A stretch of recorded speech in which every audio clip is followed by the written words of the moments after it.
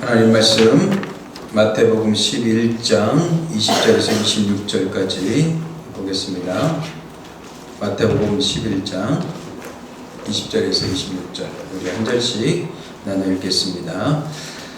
예수께서 권능을 가장 많이 행하신 고을들이 회개하지 아니하므로 그때 책망하시되 하였을진저 벌하시나 하였을진저 베세다야 너희에게 행한 모든 권능을 너와 시돈에서 행하였더라면 그들이 벌써 베옷을 입고 기름을 자 회개하였으리라. 내가 너에게 이르노니 심판날에 두로와 시돈이 너희보다 견디기 쉬우리라. 아브라함아 내가 하늘에까지 높아지겠느냐 홍구에까지 낮아지라. 내가 행한 모든 권능을 소돔에서 행하였더라면 그 성이 어디까지 있었으리라. 내가 너에게 이르노니 심판날에 소돔 땅이 너보다 견디기 쉬우리라 하시니라. 그때 예수께서 대답하여 이르시되 천지의 주되신 아버지여 이것을 지혜롭고 힘이 있는 자들에게 주시고 어린아이에게 하시심을 감사하노라. 같이 읽겠습니다. 올소이다 이렇게 된 것이 아버지의 뜻입니다. 아멘. 우리는 하나님을 믿으면서 하나님의 능력과 하나님의 권능을 우리가 원하게 됐죠. 특히 어렵고 힘들 때 하나님의 도우심과 함께 하심과 그 권능과 능력을 바랄 때가 있고 또 그렇게 기도하게 됩니다. 그런데 우리가 하나님께 그런 권능과 능력을 구하면서 우리가 하나님이 원하시는 뜻을 우리가 구하지 못하는 경우가 많은 것 같습니다. 특별히 하나님의 권능과 능력이 임할 때 우리는 하나님께 보통 이렇게 사람들은 감사로 이렇게 반응하게 되죠. 근데 예수님은 많은 권능과 능력을 행하실 때 예수님이 바라시는 목적과 또 방향이 있어요.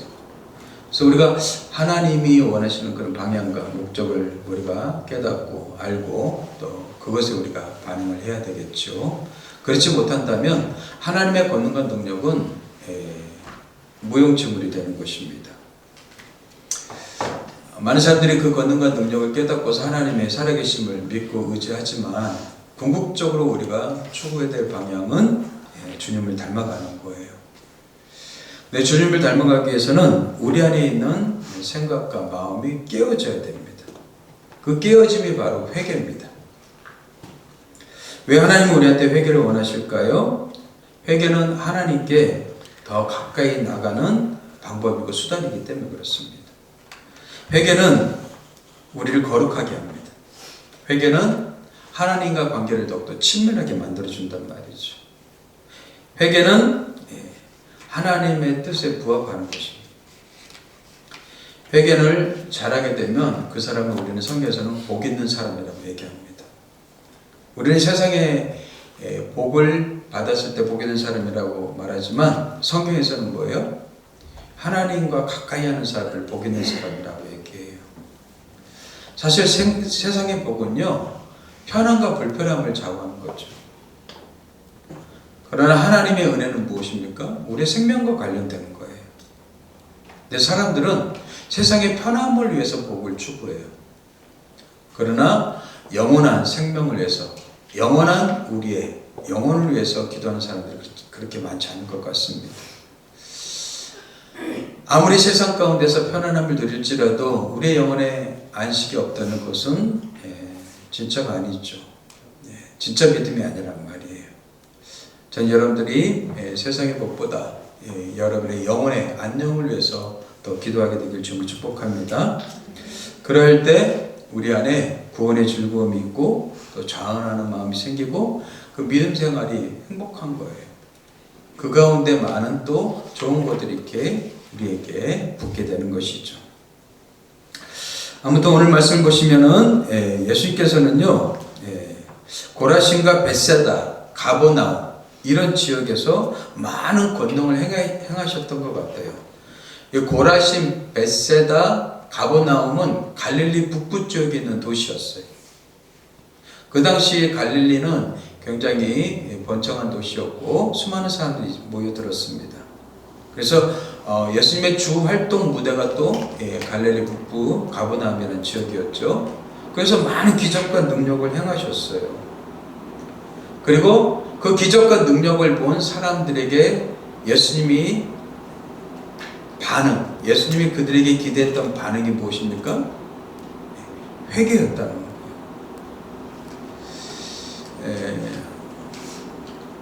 한번 보십시오. 같이 다시 한번 읽겠습니다. 시작. 예수께서 권능을 가장 많이 행하신 고을들이 회개하지 아니함으로 그때 충만하셨어요. 권능을 가장 많이 행했던 고을들, 고라신, 베세다, 가버나움, 이 지역에서 예수님이 왜 권능을 행하셨어요? 왜 능력을 행하셨어요? 왜 기적을 행하셨어요? 그들이 회개하길 원하셨기 때문에. 보통 우리는 기적과 능력을 경험하게 되면 사람들은 어떻게 반응합니까? 그냥 최대가 감사일 거예요. 하나님 우리에게 이런 기적과 능력을 주셔서 감사합니다. 우리의 병을 고쳐주셔서 감사합니다. 우리의 삶 가운데 이런 세상의 복을 주셔서 감사합니다. 이 감사가 최대의 반응일 거예요. 근데 예수님은요, 감사의 반응을 기대한 게 아니라 뭐예요? 회개의 반응을 기대하셨다는 거예요. 그리고 또 안 먹히죠. 말씀과 권능을 통해서 회개하기를 원하셨는데 사람들은 회개하지 않았어요. 그래요. 절대 기적은요, 우리한테 믿음을 만들어내지 않습니다. 많은 사람들은 기적을 보면은 믿음이 생길 것 같아요.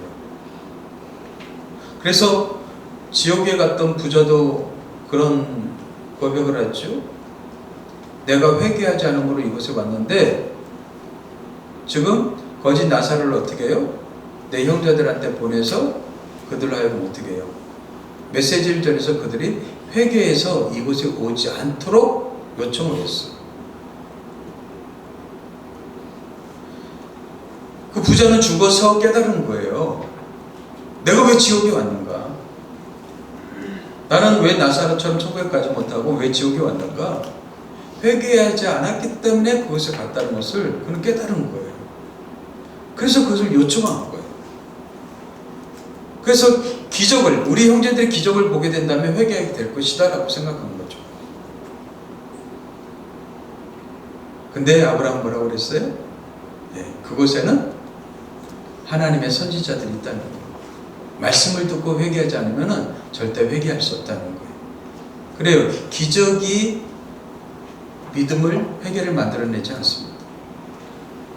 능력이 회개와 믿음을 만들어내지 않는다는 거예요. 여러분들의 말씀을 듣고 마음속에서 뭐예요? 성령의 역사가 일어나야지 거기서 회개가 일어난단 말이죠.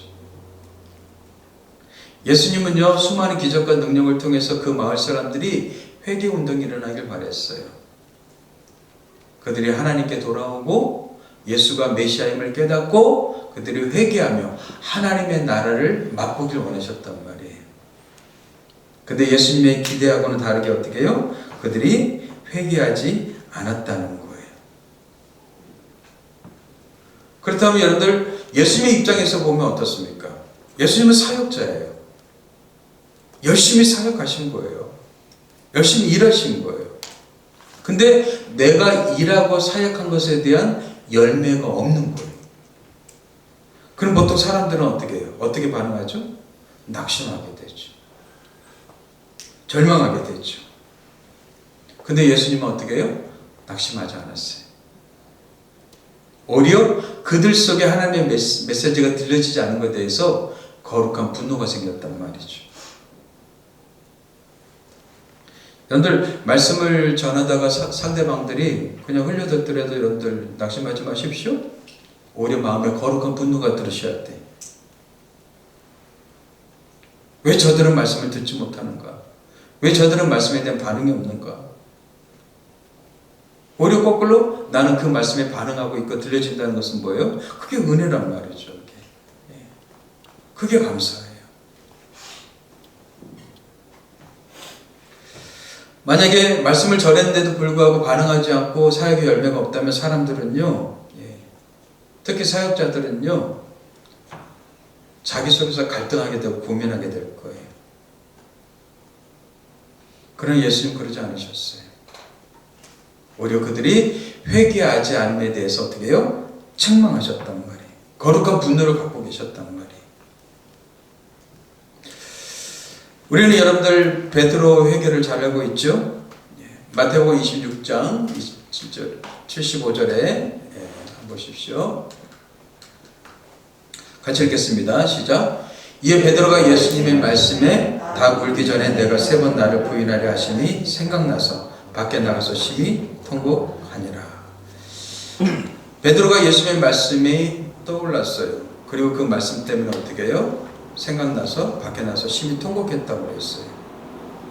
우리가 베드로가 통곡한 사건을 잘 알고 있죠. 최고의 위대한 설교가 닭의 울음이라고 그랬죠. 닭의 울음소리를 듣고 어떻게 해요? 뭐 1시간, 뭐 30분, 40분 설교하지 않았어요? 꽃귀어 한마디에 베드로는 회개를 했단 말이에요.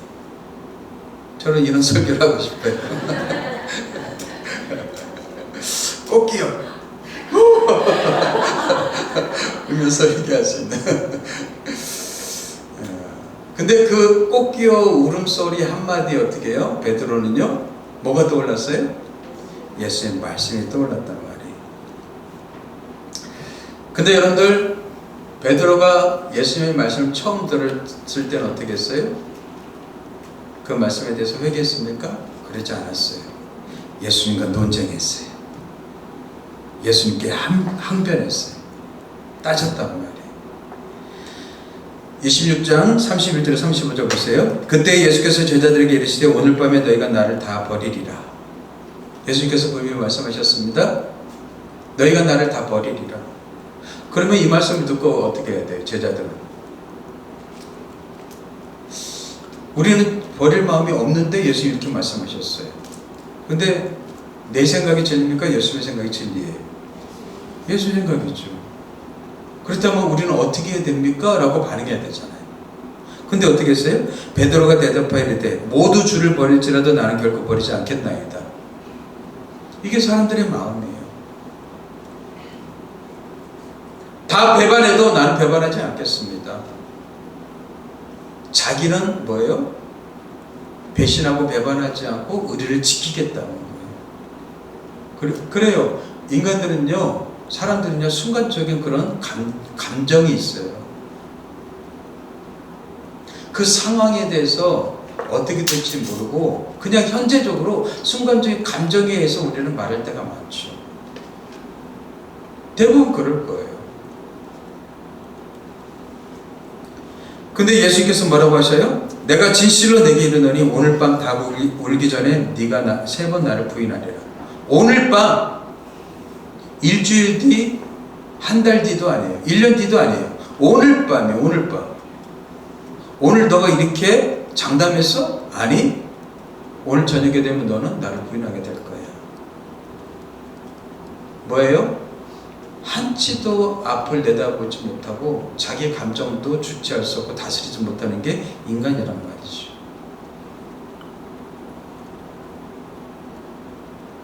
이 말에 대해서 어떻게 해요? 예수님께서 지금 2번 말씀하시면서 어떻게 해요? 예수님께서 지금 정확하게 일깨워 주신 거예요. 근데 베드로는 어떻게 했어요? 그러지 않았어요. 듣지 않았어요. 하나님의 말씀 들리지 않았단 말이에요. 예수님 말씀이 진리로 들리지 않았어요. 오늘도 마찬가지입니다. 어떤 사람은 저의 설교가 하나님 말씀으로 들릴 거예요. 어떤 사람은 하나님 말씀을 들리지 않을 거예요. 하나님 말씀으로 들리게 되면 반응하게 돼 있어요. 근데 말씀으로 들리지 않게 되면 그게 반응하지 않게 되죠. 자기 생각에 사로잡히게 되죠. 우리는 말씀보다 우리 생각을 더 강조합니다. 말씀 앞에 겸손해지지 않습니다. 말씀 앞에 진짜 그러한가 우리는 깊이 상고하지 않는단 말이죠. 오히려 자기 감정을 앞세워서 나는 절대 그렇지 않을 거야. 나는 그럴 리 없어. 하면서 장담하죠. 그리고 다른 제자들도 똑같이 베드로처럼 그렇게 얘기했습니다. 근데 그날 밤 저녁이 되었어요. 예수님이 이제 잡혀가게 될 때 어떻게 됐어요? 모든 제자들이 다 주행양쳤습니다. 아니나 다를까? 예수님의 말씀처럼 베드로는 어떻게 했어요? 예수님을 3번씩이나 부인하게 되죠. 그리고 나서 어떻게 해요? 닭 울음소리가 꼭디요 이렇게 일어나는 거예요. 들린 거예요. 근데 닭 울음이 아니라 그 닭 울음이 울기 전에, 닭이 울기 전에 내가 나를 3번 부인할 것이다 하시는 그 말씀이 어떻게 해요? 거기과 매치가 된 거죠. 뭐예요? 닭 울음이 말씀과 연결돼서 사건으로 내게 다가온 거예요. 말씀이 그때서 들린 거란 말이죠. 그래요. 많은 사람들이 평상시에 말씀이 잘 안 들립니다. 언제 들립니까? 낮아질 때 들리죠.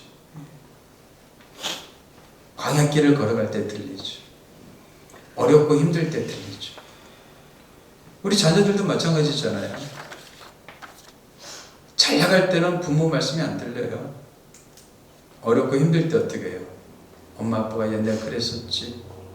기억나고 생각나고 어떻게 들려지는 거예요. 똑같이 고생의 길을 걸어가고 똑같이 힘든 길을 걸어갔을 때 엄마 아빠가 옛날에 이렇게 말씀하셨지. 그때서야 생각나고 떠오르게 되는 거죠.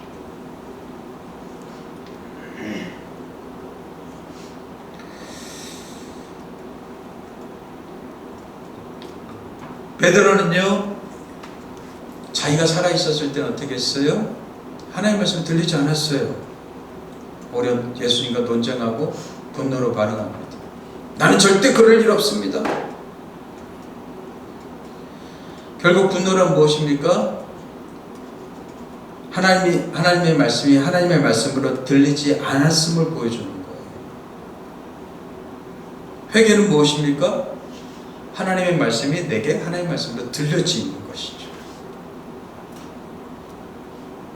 그러면 예수님께서 권능과 능력을 행하시면서 말씀을 반드시 전하셨을 거예요. 뭐에 대해서요? 하나님의 나라에 대해서요.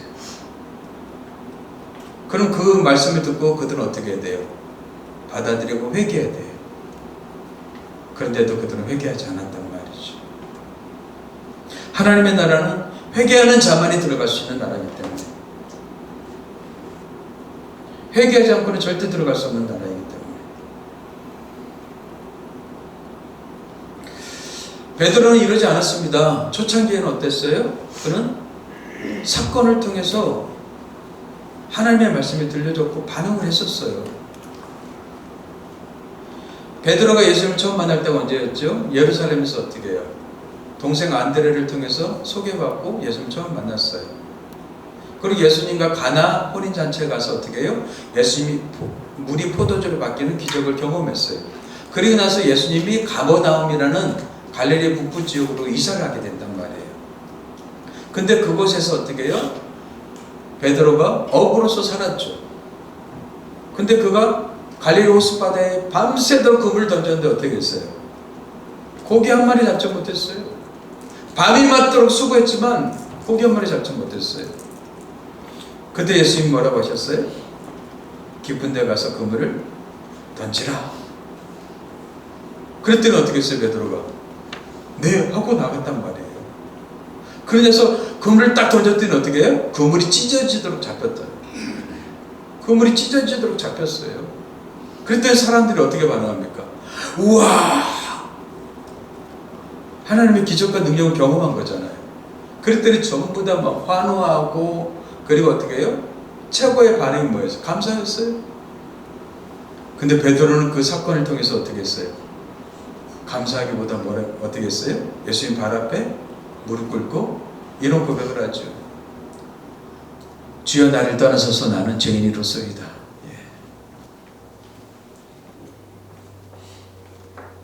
뭐예요? 다른 사람들은요, 기적과 능력을 통해서 하나님의 영광을 보지 못했어요. 근데 베드로는요, 그 많은 고기를 통해서 어떻게 해요? 하나님의 영광을 본 거죠. 그에 대한 반응이 뭐예요? 주여 나를 떠나서서 나는 죄인이로서이다.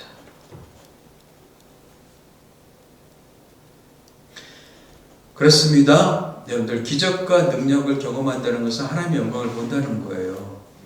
하나님의 영광을 보게 되면 사람들은 반드시 나타나는 게 뭐예요? 회개란 말이에요. 회개.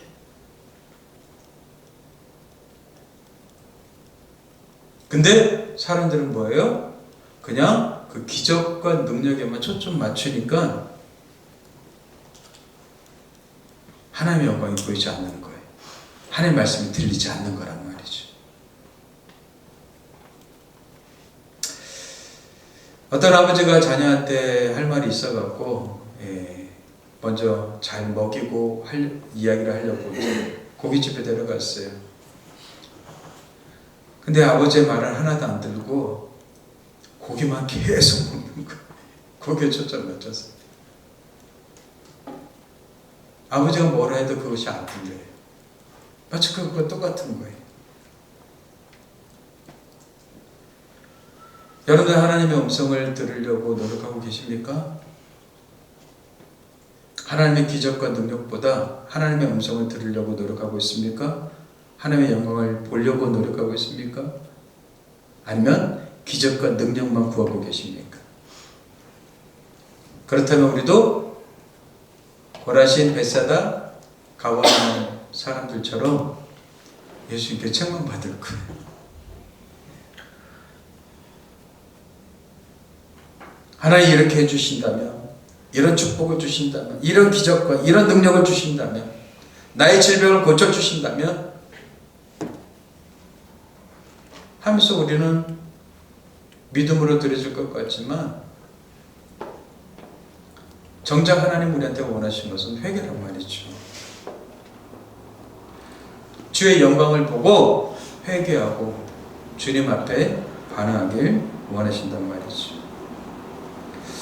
베드로는 초창기에 이런 사건을 통해서 어떻게 해요? 회개를 했어요.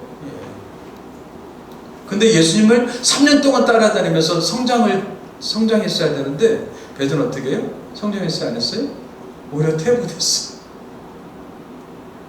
그래서 여러분들, 처음 신앙 그때가 제일 좋아요. 처음 믿었을 때가 제일 좋은 믿음이에요.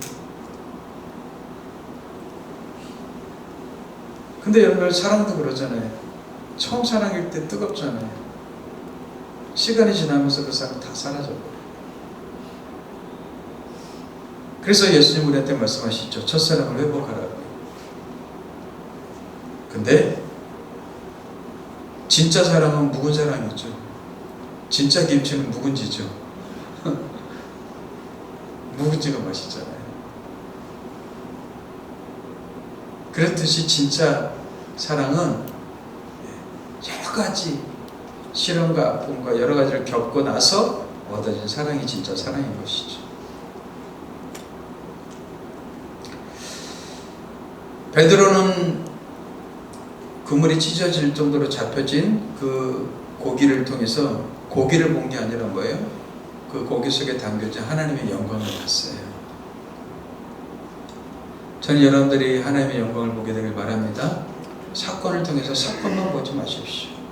사건 속에 담겨진 하나님의 영광을 보게 되길 바랍니다. 기적만 추구하지 마십시오. 기적 속에 담겨진 하나님의 영광을 보게 되길 바랍니다.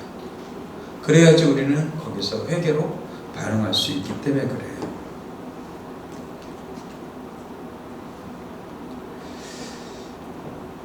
결국 물고기를 잡고 나서 어떻게 했어요? 그 물고기가 뭐예요? 하나님의 음성이 들려진 거예요. 어떤 음성이 들려졌어요? 하나님의 영광을 보고 너는 죄인이야 라는 음성이 들려진 거예요. 그러니까 이렇게 반응했잖아요. 주여 나를 떠나서서 나는 죄인입니다. 이게 회개거든요. 그러면 베드로가 오늘 밤에 네가 나를 3번 부인하리라 말씀하셨을 때 어떻게 해요? 그렇지, 나는 죄인이지. 주님의 말씀 맞아. 그러면 이럴 때 어떻게 해야 되지? 어떻게 준비를 해야 되지? 이렇게 예수님께 물어봐야 되는데 베드로는 그렇게 해서 안 했어요? 안 하잖아요. 다른 사람은 다 버릴지라도 나는 결코 주님을 부인하지 않겠습니다. 장담하잖아요. 장담해. 근데 장담하는 사람 조심하십시오. 절대로 그 장담한 대로 되지 않습니다.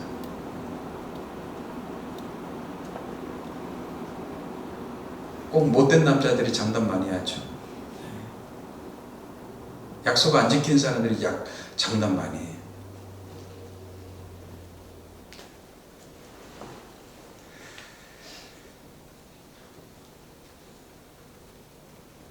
베드로는요, 주의 음성이 들려진 거예요. 그 사건을 통해서. 그렇게 예수님께 장담하고 자기는 부인하지 않을 거라고 했던 베드로가 닭 울음소리에 어떻게 해요? 거기서 무너지고 깨어진 거예요. 그리고 또 주의 음성이 거기서 들려진 거죠. 그래서 꽃기어는 무슨 소리예요? 꽃기어는 너는 죄인이야. 꽃기어라는 단어 속에 너는 죄인이야 라는 소리가 든 거예요.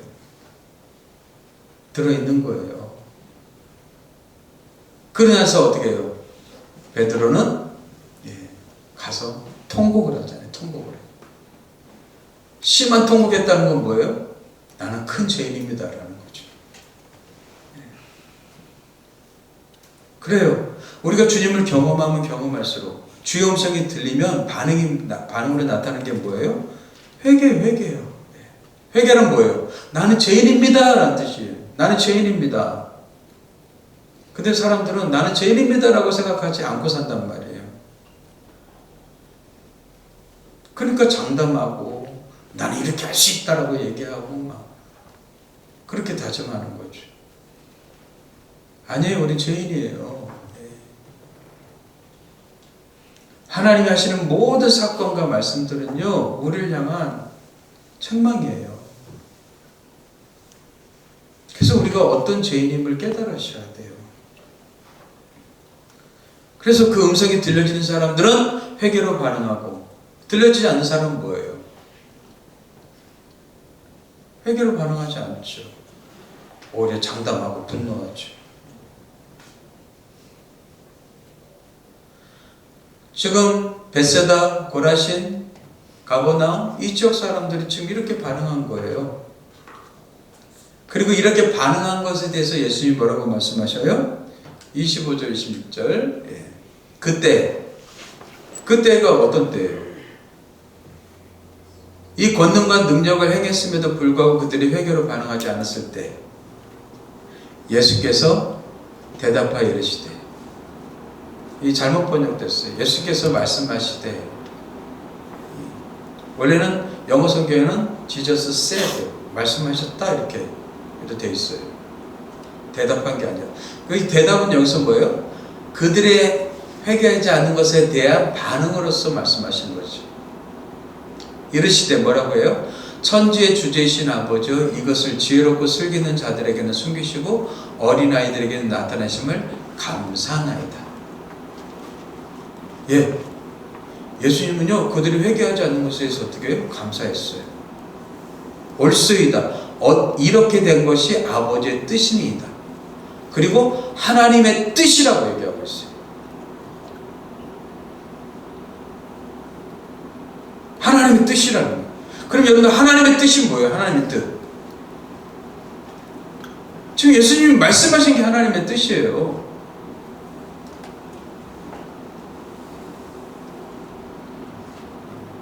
뭐라고 말씀하셨어요?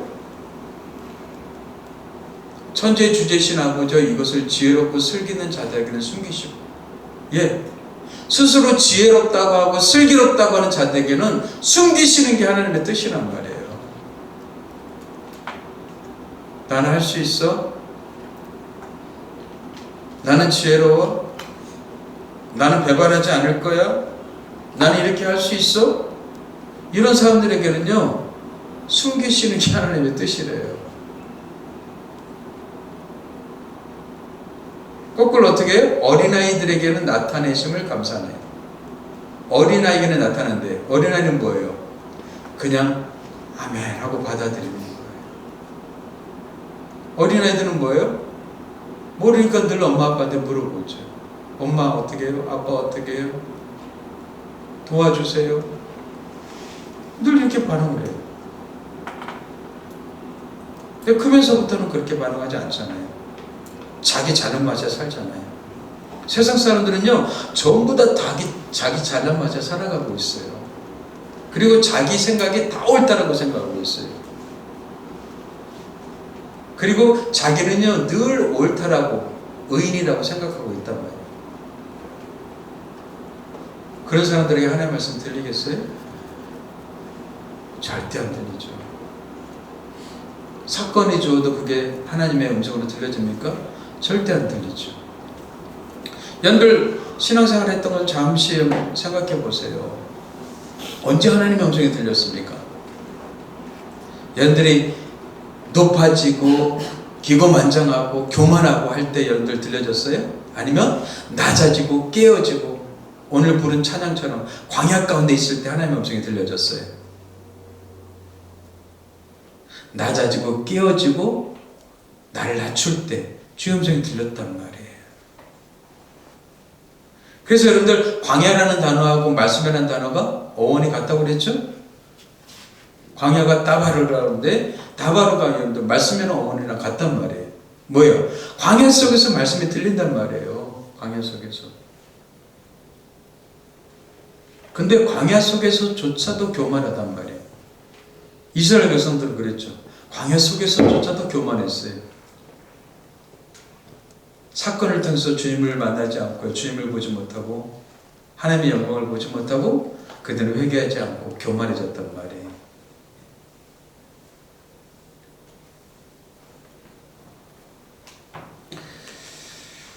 하나님의 주권과 뜻은요, 어떤 자에게 숨겨지고 어떤 자에게 나타납니까? 한마디로 교만한 자에게는 뭐예요? 숨겨지고 겸손한 자에게는 나타나는 거죠.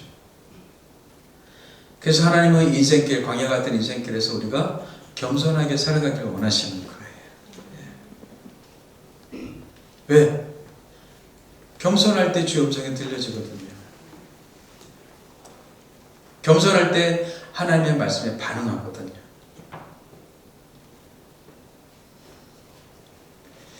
교만은 무슨 뜻입니까? 교만은 자기 소리가 크다는 거예요. 내 소리가 크면요, 남의 소리 안 들리죠. 자기 생각이 커지면요, 절대 하나님의 생각이 들려지지 않아요. 근데 겸손한 사람은 뭐예요? 다른 사람 소리를 잘 듣게 되죠. 사건과 기적을 통해서도 하나님의 음성을 들어요. 어김없잖아요. 베드로를 통해서 확인되어지잖아요.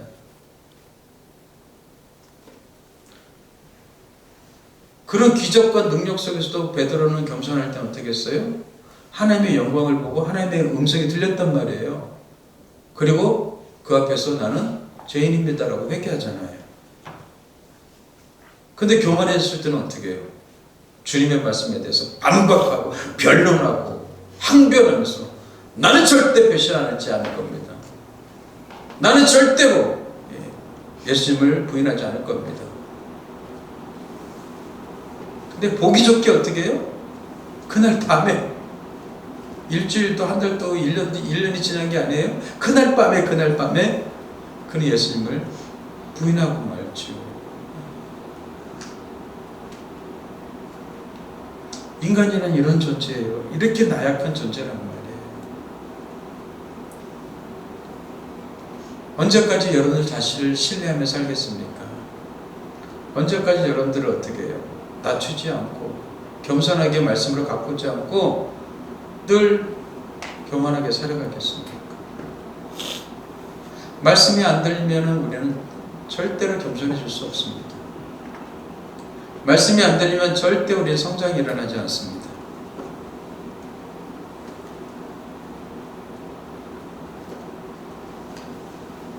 그러나 말씀이 들려지기 시작하면 내 안에서 성장이 일어나고 주님을 닮아가고 겸손한 사람으로 바뀌어지기 시작하죠. 그래서 베드로는요, 마지막에 이제 나이 들어서 베드로 전후서를 기록하잖아요. 베드로 전서에서 이렇게 얘기합니다. 서로 겸손으로 허리를 동이라. 평생을 살면서 어떻게 해요? 배운 거예요. 서로 겸손으로 허리를 동이라. 하나님은 교만한 자들을 대적하시되 겸손한 자들에게 어떻게 해요? 은혜를 주시느니라. 아멘 좀 하세요.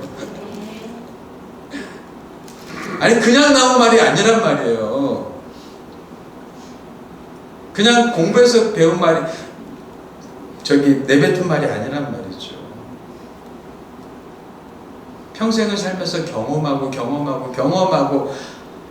깎아지고 다듬어져서 이런 고백이 나오는 거예요. 교만한 자를 대적하시되 겸손한 자들에게 은혜를 주시느니라. 하나님의 능하신 손 아래에서 겸손하라. 때가 되면 너희를 높이시리라.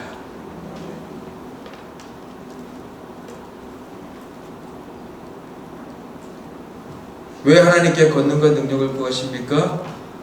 왜 축복을 구하십니까? 왜 기적을 구하십니까? 우리의 반응은 회개해야 할 줄 믿습니다. 그냥 그 축복과 은혜를 누리려고 하는 것이 아니라 회개예요. 다른 말로는 뭐예요? 겸손해지기 위해서요. 축복 왜 구해요? 겸손해지기 위해서요. 기적 왜 구해요? 겸손해지기 위해서. 왜 자녀가 잘 되길 바래요? 내가 더 겸손해지기 위해서. 왜 사업이 잘 되고 내가 세상에서 축복받아야 돼요? 내가 겸손해지기 위해서.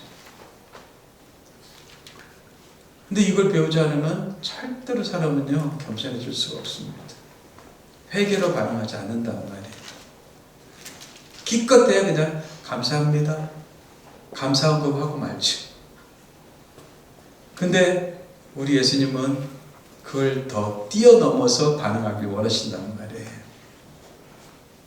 세상 사람들은 어쩌면 그런 축복에 대해서 그냥 감사로 얘기하죠. 근데 우리는 뭐예요? 한 단계 더 나가야 된다는 말이에요. 그게 바로 회개입니다. 왜 하나님 우리를 회개로 이끌까요? 더욱더 주님과 친밀해지기 위해서. 더욱더 주님 닮은 사람이 되기 위해서. 더욱더 하나님의 사람으로 우리가 합당하게 만들어지기 위해서. 그래서 광야로 이끄신 거예요. 여러분들의 삶 가운데 때로는 어려움과 힘듦과 삶의 무거운 짐들을 주시는 거예요. 낮추시기 위해서. 근데 이걸 깨닫지 못하게 되면 어떻게 해요? 여전히 자기가 살아있어서 우리는 교만하게 반응하죠. 아까 우리 광야 찬양 불렀죠? 산산이 자기 자아가 깨어지는 곳이 바로 광야란 말이죠. 근데 이 자아가 깨어지지 않고 우리가 축복받잖아요? 더욱더 교만해져요. 그래서 우리가 자아가 철저히 깨져서 하나님의 은혜가 우리 가운데 스며들기 바라시는 것이죠. 저는 여러분들이 만나는 사건, 말씀 속에서 이 설교를 통해서 하나님의 음성이 들려지게 되길 바랍니다. 들려진 사람들에게 나타나는 반응은 회개입니다. 그래서 하나님의 은혜를 풍성히 누리는 우리 모두가 되길 주 여러분을 축복합니다. 기도하겠습니다. 하나님 아버지 감사합니다. 많은 기적과 능력과 권능을 행하신 예수님, 그것의 반응으로 회개가 일어나길 바랬지만 사람들은 회개로 반응하지 않냐고 오히려 더 교만해졌습니다. 우리 인생도 그렇지 않은지 말씀을 통해서 깨닫게 됩니다. 하나님, 우리가 더욱더 겸손해지길 원합니다. 더 낮아지길 원합니다. 주의 음성 듣길 원합니다. 주의 말씀에 반응하는 하나님의 사람들 되길 원합니다. 성령님, 우리를 다스려 주시옵소서. 날마다 우리를 새롭게 하여 주시옵소서. 감사하고 예수님의 이름으로 기도합니다. 아멘.